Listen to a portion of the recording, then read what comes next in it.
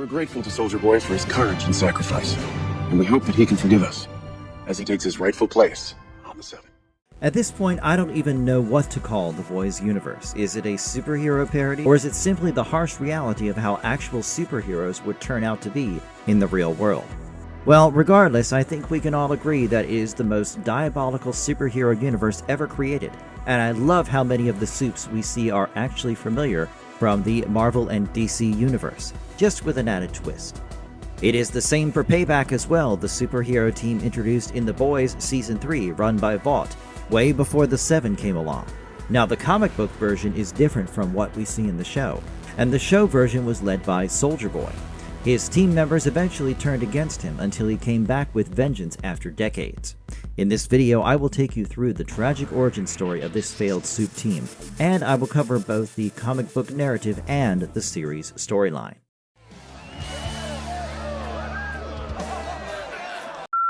Payback.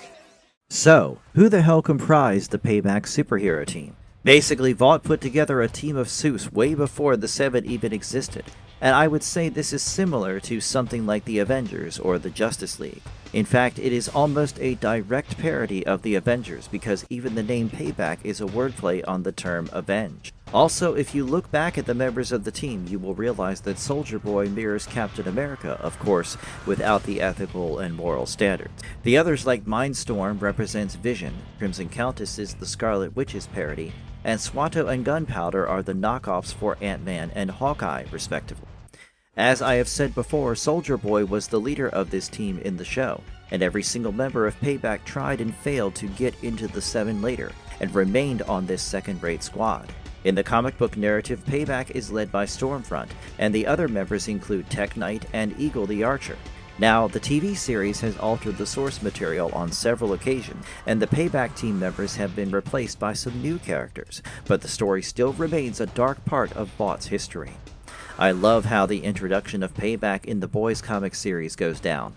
Tech Knight talks about how he was one of the founding members, and how he thinks of themselves as the saviors of the world. Then he goes on to talk about a mission where they were on patrol over Bayonne. They had a tip-off that Final Fate was bringing a terrorist army through the port. Stormfront, Tech Knight, Mindroid, and Swatto were on aerial recon, and the others went in on foot. The aerial recon became eventful because Tech Knight got suspended because of some rather unprofessional behavior. He suddenly had some random thoughts about Mindroid's derriere, and the doctor counseling him wonders if he is gay. Nevertheless, the very first appearance is enough to drive home the point that this superhero team is up to no good. Whatever the show changes later, this remains a constant. Before Payback, Vought already proved supes couldn't be trusted in war. If you go by the comic book storyline, Payback was not the first superhero team that was tested during wartime. Before them, Vought had a team of supes called the Avenging Squad, and they were deployed during the Second World War. However, this experiment went horribly wrong, and it became an example of how supes were not really the answer to modernized warfare. Also, if you see what happens in the TV series with the Payback superhero team, it is actually a closer reflection of the incident with the Avenging Squad in the comics. Even Greg Mallory was there in the comic book narrative, and Greg was asked to work alongside the Avenging Squad for the mission. Of course, Greg Mallory was a guy in the comic books, and he was shocked to find out that he has been assigned a team of supes. The Avenging Squad had Soldier Boy in the mix as well, and they reported for duty with a salute, something that Greg warned them not to do in the future because that made him a target for the snipers. Basically, this was Vaught's first proper go at Compound V, and these were the results. But the real problem was that the superheroes were not even remotely battle-ready. I mean, they did pull off some impressive stunts during training, like flipping over a Sherman tank, but they were not hardy and mentally strong enough for the horrors of battle. And this was soon proved when Soldier Boy got Manbot, the Buzzer, the Eagle, and the Archer to go up to take a look for scouring the area. Mallory immediately knew that this was a terrible decision because flying could reveal the location of the base, and that is exactly what happened. They all came under a massive attack from the Germans, and the supes were shot to bits, including the Eagle, who got chopped into bits by a German aircraft. Mallory was the only survivor, and he was picked up by the Germans later and sent into a prisoner of war camp. So now you know where they got the inspiration for the Nicaragua scene in the show, because it is the exact same mistake from similar stupidity that gets everyone in trouble, and Mallory barely survives the attack by the rebels. In many ways, this early failure shaped the way Vought looked at things for their future endeavors.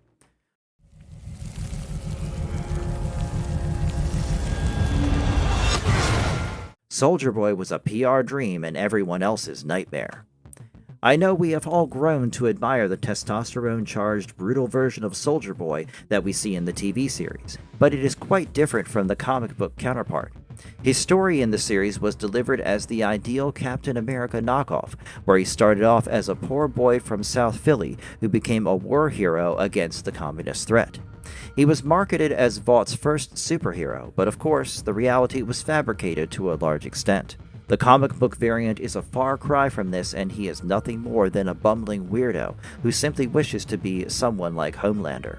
In the show, Soldier Boy might have been the poster boy for supes, and he was regarded highly for his PR stunts that were loved by the people, but that takes nothing away from his abusive nature. He mistreated his team members to such an extent that they were all fed up with him, including his girlfriend, the Crimson Countess. I mean, some of the things that Soldier Boy did were a part of his tough love, but he was also petty enough to go after some of his teammates so that they didn't steal his thunder. I remember the time when he personally blocked Black Noir from landing a role in Beverly Hills Cop, and this just shows the petty cruelty that he handed out to his teammates. Eventually, they all had enough of him, and they all secretly plotted against him. With the blessings and approval of Stan Edgar, they could execute a conspiracy that would help them get rid of him permanently. The idea in Stan Edgar's mind was to replace Soldier Boy with Homelander, someone he thought would be easier to control, and now it just looks like a terrible decision given how twisted Homelander has turned out to be. They conspired against Soldier Boy and managed to neutralize him before handing him over to the Russians, but Soldier Boy obviously fought back, and this is what left Black Noir disfigured and mentally unstable for life. This brings me to the major event for Payback in the show, the whole Nicaragua mishap that was shown in one of the episodes. Nicaragua was where the whole thing blew up in the show narrative. This is the part that describes the true nature of supes in warfare for me, especially if you consider the show narrative alone. In the show, Payback operated during the 1980s, and they were owned and managed by Vought American. In 1984, they were dispatched to Nicaragua to help the U.S. government in Operation Charlie, which was a covert operation run by the CIA. It was a shady business and involved drug trafficking into the U.S. to help fund an anti-communist insurgency in Nicaragua. However, for Vought, it was simply an early attempt to implement supes in the military, but the result was absolutely disastrous, courtesy of the arrogance and incompetence of the members of Payback. Not to mention, they lacked formal military training and experience, which contributed further to their downfall. When the mission was compromised because of a few supes flying overhead the secret base, it resulted in the death of Swato and left Black Noir disfigured. Also, Soldier Boy was captured, and this marked a brutal end of his regime. It was only Gunpowder who refused to go along with the conspiracy to take him down and hand him over to the Russians. But what started as a seemingly botched mission quickly became a well-planned and coordinated case of betrayal so that Stan Edgar could replace him. After the loss of the team leader, Payback was disbanded, and the surviving members went separate ways. Only Black Noir remained in active duty as he became a founding member of the Seven and continued to work under Homelander. As for Crimson Countess, she became a singer and a cam girl, and Gunpowder became a gun rights activist. The TNT twins became TV stars and the infamous hosts of the annual Herogasm event. Mindstorm turned into a hermit, and they all went on to have very different lives. This wasn't permanent, however, unfortunately for them, because Soldier Boy was not really dead. Later, the boys freed him, and he started to go after all those former teammates who had wronged him. I still cannot get over the way he takes down Crimson Countess with his radiation burst, and even the TNT twins and Mindstorm were killed in due time.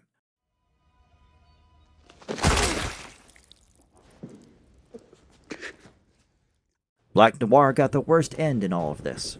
It is not much of a debate that most members of Payback were despicable people. In fact, all of them, including Soldier Boy, were flawed in their own ways. However, I cannot help but feel for Black Noir because he really has the worst of it. There was this episode in The Boys that showed Black Noir spooked for the first time after he learned about Soldier Boy, and it was quite a moment. Finally, it was revealed that he had a gruesome history with the mighty Soldier Boy, and he knew the consequences would be terrible. It is a heartbreaking sequence when he is holed up in a place called Busted Beavers, and it is basically a rusted out parody of Chuck E. Cheese. While he sits there, he sees the cartoon mascots of the restaurant appearing before him, and I realize that it is the last place where he was happy as a child before his Compound V powers manifested themselves. This is where it is shown how Soldier Boy always made sure that Noir or anyone else in Payback could never outshine him. Back then, Black Noir planned with Stan Edgar to get rid of him, and Vought was okay with the idea because they had a replacement in Homelander. Then came the biggest revelation, where it was shown how he got his severe injuries and scars, and before the Payback teammates could subdue Soldier Boy, Noir was already badly wounded. But these injuries were not just physical, and they affected his mind permanently. The man who once had a dream of having an acting career became the silent masked ghost who joined the Seven and merely followed orders like a robot. The trauma of his encounter with Soldier Boy still remained, and it almost made him lose his identity. I know he has done some questionable things as well, but I cannot help but feel sorry for how his life transformed from bad to worse. I wish I could have raised you and taught you, father to son, how you do. Soldier Boy is Homelander's biological father, which changes everything. You know what really makes this such a crucial point? This is the moment that really ties the whole Payback tragedy to the Seven's present-day horror, which has now blossomed into a full-blown takeover attempt by a crazed Homelander who wants to be God. It came as a shocker when we first learned that Homelander was actually Soldier Boy's biological son, and Vought basically handed over the uncontrollable father to the Russian so that his son could take over. Black Noir was aware of this secret, but he remained silent. His silence cost him his life because Homelander was furious when he found out and learned that Noir had withheld the information. This is another heartbreaking turn for the life of this Payback member, who died for following orders, and his death sequence is one of the few moments in the Boys TV series that really made me upset. But the real crux of the matter is that when you realize how everyone knew about the role of Homelander, it makes their actions all the more questionable. I mean, the Payback members literally calculated and went ahead with such a ghastly act of betrayal, and maybe they deserve to be avenged by Soldier Boy.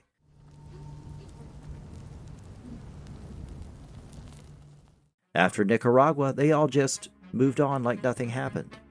You know what I find even more disturbing than the actions of the Payback members? The fact that they just went on with their lives like nothing happened. They all started a new life, and I have already spoken about that in this video. If you look at the larger picture, you will realize that Vought had planned the whole thing. They wanted a better and more controllable brand, and this was just the right move for them tactically. Soldier Boy would have been the most difficult to erase out of public memory, which is why a conspiracy was required to have him eliminated. The rest were too insignificant and were weaned out. It is almost like some kind of twisted justice that none of the members of Payback could ever really escape from their actions in Nicaragua. To put things into context, the wreckage of Payback was the runway for the Seven, and Vought was simply closing one brand to launch another the whole time. I think the whole saga with Payback or the Avenging Squad just proves the incompetence of supes in the real world. They might be stronger on paper than a regular human, but they do not have the skills that a trained soldier possesses. Also, their arrogance and pride often works adversely for them, making them unsuitable for situations where the stakes are high. I mean, haven't we seen the same with Homelander in crisis situations, where he ended up killing civilians or failed to save the hijacked aircraft? Maybe this is the key for the victory of the boys against the supes and Vaught's corrupt regime. The journey from the Avenging Squad to Payback to the Seven might be a long one, but the supes haven't really grown any wiser, and this brings about the same fate for them all, just under different circumstances. This theme is the same in the show and the comic series, and I don't know of anything that describes the uselessness of supes better than these stories. I would love to hear your take on the matter in the comments below. Also, if you appreciate the efforts to bring you this content, please hit the like button and subscribe to our channel for more such videos.